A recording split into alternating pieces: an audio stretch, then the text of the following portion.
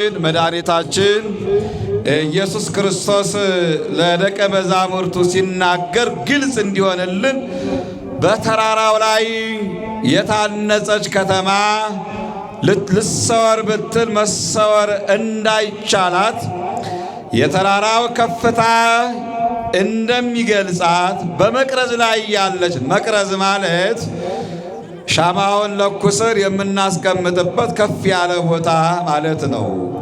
ያለች ብርሃንም ልትሰወር ብትል መሰወር እንዳይቻላት የመቅረዙ ከፍታ እንደሚገልጻት እናንተም ስራውን አብዝታችሁ ስሩ ግድ በተአምራት ይገለጽላችኋል ሲል ነው። በተአምራት ይገለጽላችኋል ሲል ነው ክርስቶስ። ደብር የተባለ ተራራ፣ ተቋም የተባለች መቅረዝ ይሄ አንድ ወገን ነው ይላሉ መተርጉማኑ፣ በአንድ ይተረጎማሉ። ከተማ የተባለችው መብራት የተባለች ደግሞ በአንድ ወገን ነው። አስተውላችሁ ስሙኝ የእግዚአብሔር ቤተሰቦች። አዎ በአንድ ወገን ነው፣ በአንድ ትርጉም ይሰጣል። ይህ ማለት ታዲያ ምንድን ነው የሚለውን ትርጉሙን ባጭሩ እናንሳ። ደብር ተቋም የተባለችው ሰውነት ናት። መብራት ከተማ የተባለችው ነፍስ ናት። በተራራ ላይ ያለችው ከተማ እንደማትሰወር በመቅረዝ ላይ ያለችው መብራት መሰወር እንደማይቻላት በሰውነት የተዋሃደች ነፍስም መልካም ሥራ ሰርታ ልትገለጽ እንጂ ልትሰወር አይገባትም ነው የመጀመሪያው። ነፍሳችን በሰውነታችን ውስጥ ያለው ነፍሳችን ሰውነታችን ሰውሯት ሊያስቀራት አይገባም። መልካም ሥራ ሰርታ መገለጥ አለባት ነው የመጀመሪያው ትርጉም። ሁለተኛው ተራራ መቅረዝ የተባለው ሥጋ ነው። ከተማ መብራት የተባለው መለኮት ነው። ሥጋን የተዋሃደው መለኮት በሥጋ ተሰውሮ ሊቀር ሳይሆን አስተምሮ ተአምራትን ሰርቶ ፈጣሪነቱን ጌትነቱን ሊገልጥ ነው። ከሦስቱ አካል አንዱ አካል እግዚአብሔር ወልድ ከሰማያት ሰማያት የወረደው ከድንግል ማርያም የተወለደው በሥጋ ተሰውሮ ሊቀር አይደለም። ትምህርቱን አስተምሮ ገቢረ ተአምራቱን ሰርቶ ፈጣሪነቱ ጌትነቱ ሊገለጥ ነው የሚል ነው ሁለተኛው ትርጉም። ይህን ማወቅ አለብን። ሦስተኛው ከተማ ማነው? ተራራ መቅረዝ የተባለው የእግዚአብሔር ቤተሰቦች ምንድነው ስትሉ የሰው አካል ነው። መብራት ከተማ የተባለው ደግሞ አእምሮ ነው። በሰው አካል ላይ ሰው ማለት ነፍስና ሥጋ የተዋሃደው ሙሉውን ማለት ነው። ከአራቱ ባህርያተ ሥጋ ከአምስተኛይቱ ባህርየ ነፍስ የተገኘው የሰው ልጅ በዚህ ላይ የተገጠመለት አእምሮ እግዚአብሔርን አውቆ እግዚአብሔርን ተረድቶ ንስሐ የገባ ሥጋውንና ደሙን እየተቀበለ እግዚአብሔርን ሊያገለግል እንጂ ሊሰወር አይገባውም ነው ሦስተኛው ትርጉም።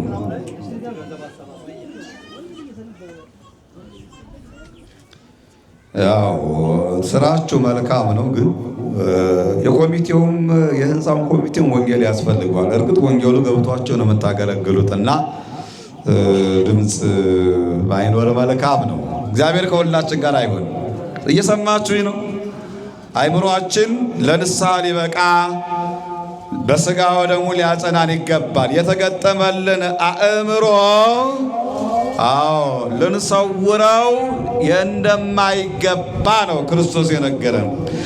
አራተኛው ኦርቶዶክሳውያን ተራራ መቅረዝ የተባለው መስቀል ነው። መስቀል ነው ከፍታ የተባለው። መቅረዝም ከፍታ ነው፣ ተራራም ከፍታ ነው። መብራት ከተማ የተባለው ክርስቶስ ነው። ፍጹም አምላክ ፍጹም ሰው መለኮት የተዋሃደው ያ ሰውነት እሱ ነው። ጌታ መስቀል ላይ የተሰቀለው በመስቀል ላይ ተሰቅሎ ሞቶ ተቀብሮ ሊቀር ሳይሆን በመቃብር ሊቀር ሳይሆን በሦስተኛው ዕለት መግነዝ ፍቱልኝ መቃብር ክፈቱልኝ ሳይል ተነስቶ ሙስና መቃብርን ሊያጠፋልን በትንሣኤው ትንሣኤን ሊያድለን ነው። አመስግኑት የትንሣኤውን ባለቤት። ይሄ ነው አራተኛው።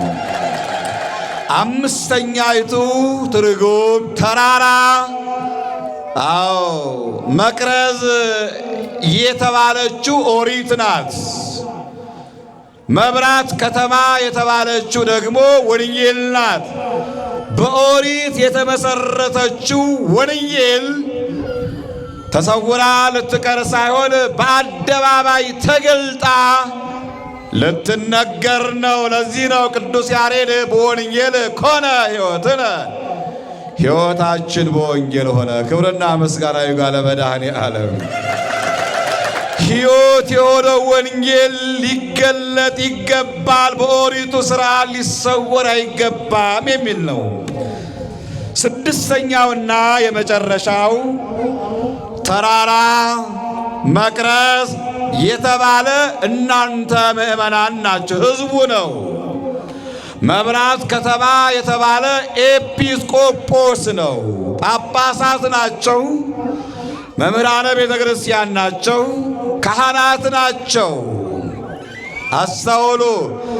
በሕዝብ ላይ የተሾመው ኤጲስቆጶስ አዳራሽ ሰርቶ የተዋበ ቤት ሰርቶ የላመ የጣመውን እየበላ እየተመገበ ሊኖር ሳይሆን ሕዝቡን ሰብስቦ ወንጌል አስተምሮ ለንስሐ አብቅቶ በሥጋው ደሙ አጽንቶ ገነት መንግሥተ ሰማያት ሊያወርስ ነው የተሾሙ ኤጲስቆጶሱ። ሐሳቤ ግልጽ ነው።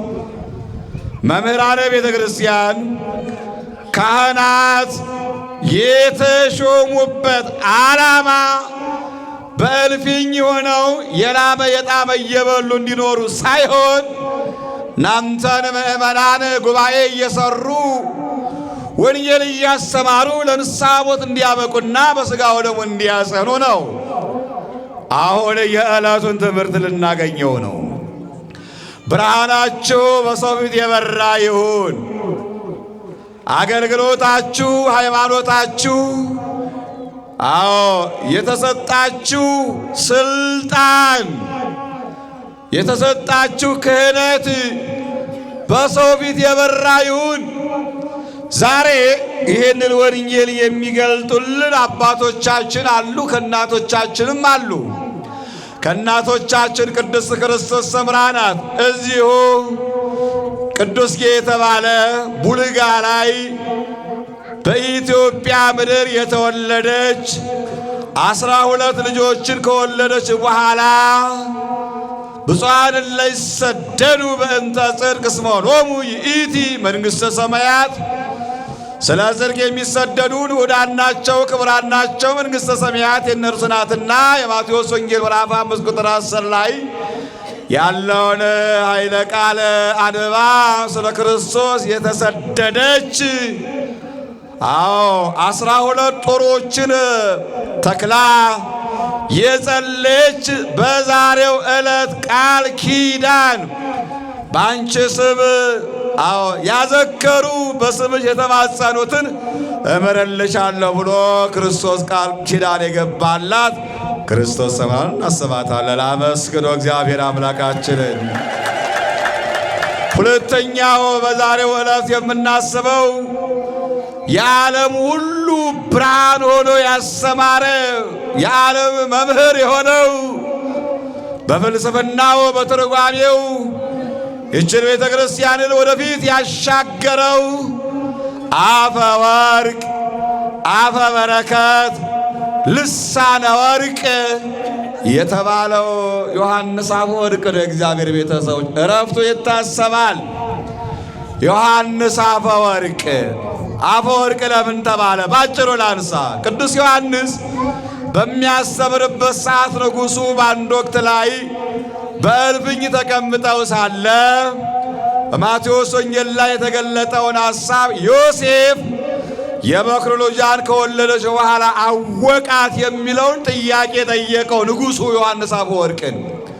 ኦርቶዶክሳውያን የትኛውም የሥልጣን ወንበር ላይ ብንቀመጥ ከክርስቶስ አንበልጥምና ስልጣናችን ከክህነት የበለጠብን፣ ስልጣናችን ከሃይማኖት የበለጠብን፣ ስልጣናችን ከቤተ ክርስቲያኒቷ የበለጠብን፣ ስልጣናችን ከአባቶቻችን ካህናት የበለጠብን ከዮሐንስ አፈወርቅና ከንጉሡ ልንማር ይገባል። የትኛውም ስልጣን ገነት መንግሥተ ሰማያት ያስገባ ምድራዊ ስልጣን ወደድንም አልወደድንም እውነታው ይሄ ነው። ካላወቅንበት በቀር ለንስሐ ካልበቃን በቀር በምድር ላይ ሳለን የሳለውን የወደድኑን ማድረግ እንችላለን። በሰማይ በገነት በመንግሥተ ሰማያት ግን ይህ ሁሉ የለምና ወደ አባቶቻችን ቀርበን ልንማር ይገባል፣ ልንጠይቅ ይገባል። ባለስልጣን ቤተ ክርስቲያን አይሄድም ያለው ማን ነው? ወንጌል አይሰማም ያለው ማን ነው? አይቆርብም ያለው ማን ነው? ሥጋው ደግሞ አይቀበልም ያለው ማን ነው? በእኛ በኢትዮጵያ ምድር ላይ የተለመደው እንዲሁም ስልጣን ስናገኝ ሃይማኖታችንን የመካድ የመመሳሰል ልምድ ነው እናያለን። በይበልጥ ታዳጊዎች ኦርቶዶክሳውያን ነገ ላይ እግዚአብሔር ከእናንተ ብዙ ነገር ይጠብቃልና ወጣቶች ዛሬ በቤተ ክርስቲያን ያደጋችሁ ነገ የስልጣን ወንበር ስታገኙ የቤተ ክርስቲያን ጨቋኞች አትሁኑ፣ ጨፍላቂዎች አትሁኑ። ያሳደገቻችሁ ቤተ ክርስቲያን አትዘንጓት፣ አትርሷት። የሚረሷትና የሚዘነጓትን በ21ኛው ክፍለ ዘመን እያየን ስለሆነ ነው። ንጉሡ ጠየቀው ዮሐንስ አፈወርቅ ለምን የተባለ አለው። ይሄ ማለት ሌሎች ወንዶች ሌሎች ሴቶች እንደሚያውቋቸው ነውን ብሎ ንጉሡ ያልገባውን ጠየቀው። ዮሐንስ አፈወርቅም ይህ አይደለም ትርጓሜው አለው። እንዲህ አለው ዮሐንስ አፈወርቅ እመቤታችን ድንግል ማርያም አምላክን ጸንሳ ባለችበት ሰዓት ዮሴፍ 9 ወር ከ5 ቀን ያንን ወርሃት አላወቃትም። ለምን ቢባል የበኩር ልጇን ከወለደች በኋላ አወቃት ማለት አለ ዮሐንስ አፈወርቅ በትርጓሜው ላይ። ብርሌ ንጹሕ ብርሌ ውሃን ከያዘ ውሃውን እንደሚያሳይ፣ ንጹሕ ብርሌ የወይን ጠጅ ከያዘ ወይን ጠጁን እንደሚገልጥ ሁሉ አረንጓዴም ከረር ቅጠልያ ነው የሚለው። ቅጠልያ ያለበት ብርሌ ቅጠልያውን እንደሚያሳይ ሁሉ እመቤታችን ድንግል ማርያም አምላክን ጸንሳ ባለችበት ሰዓት የአምላክ ክብረ መልኩ ይለዋወጥ ነበርና በማኅፀኗ ሳለ እመቤታችን ድንግል ማርያም እሱ በሚለዋወጥበት ሰዓት የእሷን መልክ ይለዋወጥ ነበረ አለ ዮሐንስ አፈወርቅ። የእመቤታችን መልኳ አንዳንድ ጊዜ አለ ቅዱስ ዮሐንስ አፈወርቅ አንዳንድ ጊዜ እንደ ቀይ ቀለም ይበራ ነበረ። ቀይ ቀለምን ያሳይ ነበረ። መልኳ ቀይ መልክን ያሳይ ነበረ። አንዳንድ ጊዜ ደግሞ መልካም ሽቱ እንደሚገኝበት እጽዋት መልኳ ያብረቀርቅ ነበረ። መልኳ ያብረቀርቅ ነበረ። ውበቷ ያብረቀርቅ ነበረ። ስለዚህ አምላክ በማኅፀኗ ባለበት ሰዓት ላይ እመቤታችን በአንድ መልክ አትገለጥም ነበርና ዮሴፍ አልተረዳትም፣ ዮሴፍ አላወቃትም። ከወለደች በኋላ የበኩር ልጇን አወቃት ማለት አለ ዮሐንስ አፈወርቅ የቀድሞ መልኳን ተረዳ ሲል ነው። ክብርና ምስጋና ይግባው ለመድኃኔዓለም። ይሄን ብሎ የተረጎመ ነው ዮሐንስ አፈወርቅ። ዮሐንስ አፈወርቅ መልአኩን በግዝቱ ለ10 ዓመት ያቆመ ነው። ወደ ሰማይ እንዳይወጣ ወደ ምድር እንዳይወርድ ያደረገ ነው ዮሐንስ አፈወርቅ።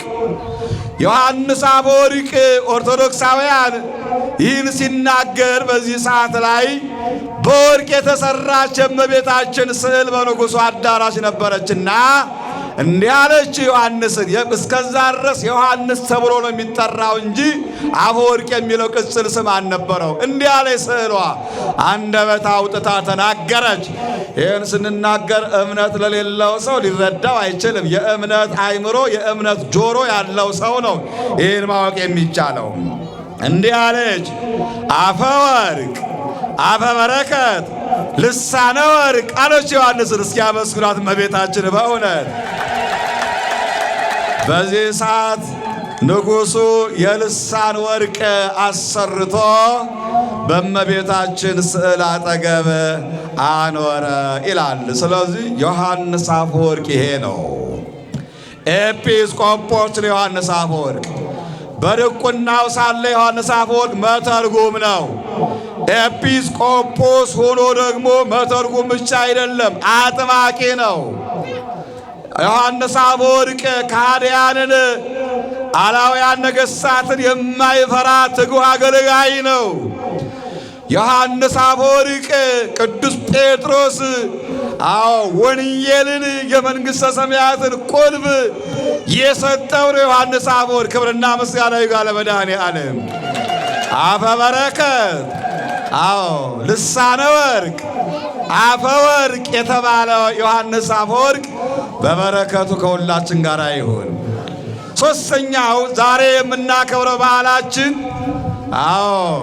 ፍልሰተ ሥጋሁ ለአቡነ ተክለ ሃይማኖት ጻድቅ ሐዋርያ ወሰማዕት። ሰማዕት የሆነ ጻድቅ የሆኑት ሐዋርያ የሆኑት የጻድቁ የአባታችን የአቡነ ተክለ ሃይማኖት የሥጋቸውን ፍልሰት ነው የምናከብረው። ፍልሰት ማለት ፈለሰ ተሰደደ፣ ከአንድ ቦታ ወደ አንድ ቦታ መንቀሳቀስ ነው ፍልሰት ማለት። ጻድቁ አባታችን በደብረ አስቦ በአንድ እግራቸው 7 ዓመት ከጸለዩ በኋላ አባታችን አቡነ ተክለ ሃይማኖት በክንፋቸው እየበረሩ ይህንን አልጫ የሆነውን ዓለምን አጣፍተዋል። አንትሙ ፄው ለምድር። የማቴዎስ ወንጌል ምዕራፍ 5 ቁጥር 13 ላይ እናንተ የዓለም ጨው ናችሁ። አቡነ ተክለ ሃይማኖት ስራችሁ በሰው ፊት የበራ ይሁን የሚለውን ኤጲስቆጶስ ካህን የተደላደለ ማንነት ሊኖረው እንደማይገባ ዓለምን ዞሮ ማስተማር እንዳለበት የሚያውቁ አባታችን አቡነ ተክለ ሃይማኖት በእቲሳ ምድረ ዘረሬ ደብረ ጽላልሽ የተወለዱ በደብረ ሊባኖስ በደብረ አስቦ ዕረፍታቸው ሆነ ነሐሴ 24። አቡነ ተክለ ሃይማኖት ከዕረፍታቸው በኋላ በደብረ አስቦ አጽማቸው ለብዙ ዓመታት ከቆየ በኋላ ግንቦት 12 ከደብረ አስቦ ወደ ኤላም ወደ ተባለው ቦታ በክብር ፈልሶ ወይም ተሰዶ በዛ ኖረ። ለሁለተኛ ጊዜ ደግሞ የደብረ ሊባኖስ ቦታው ከተከበረ በኋላ ከኤላም ወደ ደብረ ሊባኖስ ክቡር አጽማቸው ሂዶ አሁን ላይ በደብረ ሊባኖስ ባለው በገዳሙ በቤተ ክርስቲያኑ አጽማቸው በክብር ይገኛል። ክብር ለአምላከ ተክለ ሃይማኖት ይሁን። ጻድቁ አባታችን ብርሃናችሁ በሰው ፊት የበራ ይሁን። ዛሬም ገድላቸው በሰው ፊት የሚያበራ ነው። ዛሬም አማላጅነታቸው በሰው ፊት የሚያበራ ነው። ዛሬም ታሪካቸው በሰው ፊት የሚያበራ ነው። ይህን ስልጣን የሰጣቸው ደግሞ ቅዱስ እግዚአብሔር አምላካችን። አመስግኑት ኦርቶዶክሳውያን። የትምህርታችን ማጠቃለያ ሐሳብ ታሪኩን ተርከን ከታሪኩ ምንድነው መማር ያለብን? ከዮሐንስ አፈወርቅም ከቅዱስ ክርስቶስ ሰምራም ከአቡነ ተክለ ሃይማኖትም ክርስቲያን ምን መማር አለበት? በዚህ በተቀደሰው ስፍራ የተሰበሰበን ዛሬ ለኛ ምንድነው የሚሰጠን የታሪኩ ጥቅም? የመጀመሪያው ብርሃናችሁ በሰው ፊት የበራ ይሁን። የክርስቲያን ብርሃን ክርስቶስ ነው። የአቡነ ተክለ ሃይማኖት ብርሃን፣ የዮሐንስ አፈወርቅ ብርሃን፣ የቅዱስ ክርስቶስ ሰምራ ብርሃን፣ የሐዋርያቱ ብርሃን፣ የ72ቱ አርድእት ብርሃን፣ የ36ቱ ቅዱሳት አንስት ብርሃን ክርስቶስ ነውና የእኛም ብርሃናችን ክርስቶስ ነው። የዮሐንስ ወንጌል ምዕራፍ 8 ቁጥር 12 ላይ እኔ የዓለም ብርሃን ነኝ ይላል። ዓለም የተባለ የሰው ልጅ ነውና የእኛ ብርሃናችን ክርስቶስ ነው። ፈላስፋዎች እንዲህ ይናገራሉ። ጨረቃ ብርሃን የምትወስደው ከፀሐይ ነው ይላሉ። ጨረቃ ብርሃንን ከፀሐይ ከወሰደች እኛም ደግሞ ብርሃናችን ክርስቶስ ነው። ኦርቶዶክሳውያን ብርሃኑ ክርስቶስ የሆነለት ሰው በሃይማኖቱ አይደራደርም። ብርሃኑ ክርስቶስ የሆነለት ሰው ብርሃን የሆኑትን ቅዱሳንን አይቃወምም፣ አይጠላም፣ አይጸየፍም። ምክንያቱም ብርሃናቸው ክርስቶስ ሆኖ ነውና ያበሩትን ሐዋርያትን ሰማዕታትን አይቃወምም። እነሱ እንደ ሻማ ቀልጠው ያበሩልን እና አቡነ ተክለ ሃይማኖትን እኛ ኦርቶዶክሳውያን አንቃወምም። ለምን? ብርሃናቸው ክርስቶስ የእኛም ብርሃናችን ክርስቶስ ስለሆነ። ይሄን ነው የምንማረው። አንደኛው። ሁለተኛው ብርሃናችሁ በሰው ፊት የበራ ይሁን። ክርስቶስ ነው አምላካችሁ በሰው ፊት የበራ ይሁን ነው የመጀመሪያው፣ እሱ ይብራ ነው። ሁለተኛው ግን ብርሃን የተባለው እውነትና ቅድስና ነው። ብርሃን ጨለማን እንደሚያስወግድ የክርስቶስ ተከታዮችም የኃጢአትን ጨለማ በሕይወታቸው ማሸነፍ አለባቸው። እንዲህ ይለናል ሐዋርያው በኤፌሶን መልእክቱ ምዕራፍ 5 ቁጥር 8 ላይ በጨለማ ትኖሩ ነበረ፣ አሁን ግን ክርስቶስ ብርሃን ሆኗቸዋል። ክብርና ምስጋና ይግባው ለመድኃኔዓለም። ኦርቶዶክሳውያን እውነትና ጽድቅ እውነትን ከአቡነ ተክለ ሃይማኖት እንማራለን፣ ከዮሐንስ አፈወርቅ እንማራለን፣ ከክርስቶስ ሰምራ እንማራለን። እውነት ክርስቶስ ነው። እውነት የሆነው ክርስቶስን የገለጡ አባታችን አቡነ ተክለ ሃይማኖት ዛሬ ለእኔና ለእናንተ እውነትን ያሳዩናል። ኦርቶዶክሳዊት ሐሰተኛ አይሆንም። ለምን? ብርሃኑ በሰው ፊት የሚበራ እውነትን የሚናገር ነው። ከአባቶቻችን እውነትን እንማራለን። ሶስተኛው ከዚህ ዕለት የምንማረው ክርስቲያን ራሱን ሳይሆን ክርስቶስን ያሳያል ነው። ብርሃናችሁ በሰው ፊት የበራ ይሁን ማለት ክርስቶስን አሳዩ ማለት ነው። ክርስቶስን መግለጥ ነው። ዮሐንስ አፈወርቅ ብናነሳ በትርጓሜው በአጠቃላይ ክርስቶስን የገለጠው። አቡነ ተክለ ሃይማኖትም እድሜያቸውን ልክ ክርስቶስን ገና ከእናታቸው ማኅፀን ሲወጡ ጀምሮ አሐዱ አብ ቅዱስ፣ አሐዱ ወልድ ቅዱስ፣ አሐዱ ውእቱ መንፈስ ቅዱስ ብለው ሥላሴን በአንድነት በሦስትነት የገለጡ አቡነ ተክለ ሃይማኖት ናቸው። ኦርቶዶክሳውያን ብርሃነ ዓለም ይላቸዋል ገድላቸው። የዓለም ብርሃን ይላቸዋል አቡነ ተክለ ሃይማኖት። ለምን? ክርስቶስን የገለጡ ናቸው። አመስግኗቸው በእውነት አባታችንን።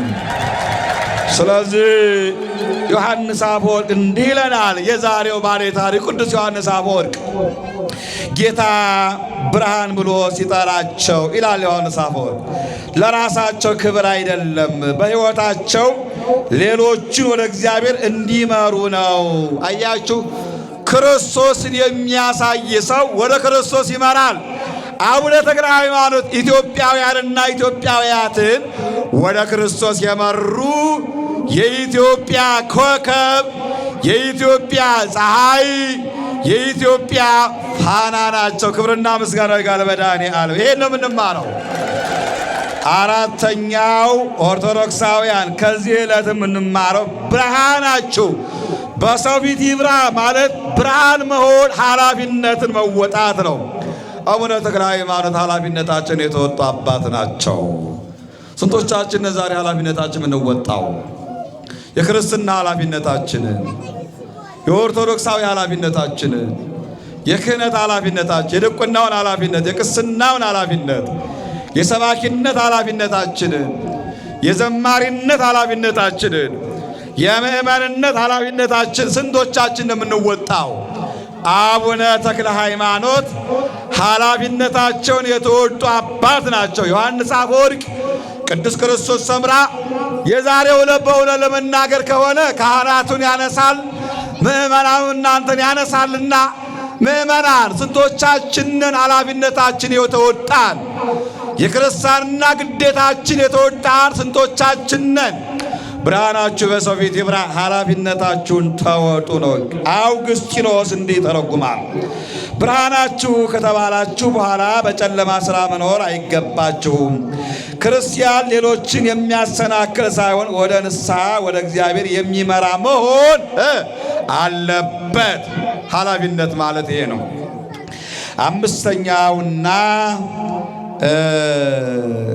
አምስተኛውና የመጨረሻው ከዚህ ዕለት የምንማረው ብርሃናችሁ በሰው ፊት የበራ ይሁን ማለት ብርሃን ማለት ስራ ነውና ስራችሁ የሚታይ ይሁን ማለት ነው። በቃል ብቻ ሳይሆን በተግባር ተክለ ሃይማኖት ስራቸውን አገልግሎታቸው በተግባር የገለጡ ናቸው።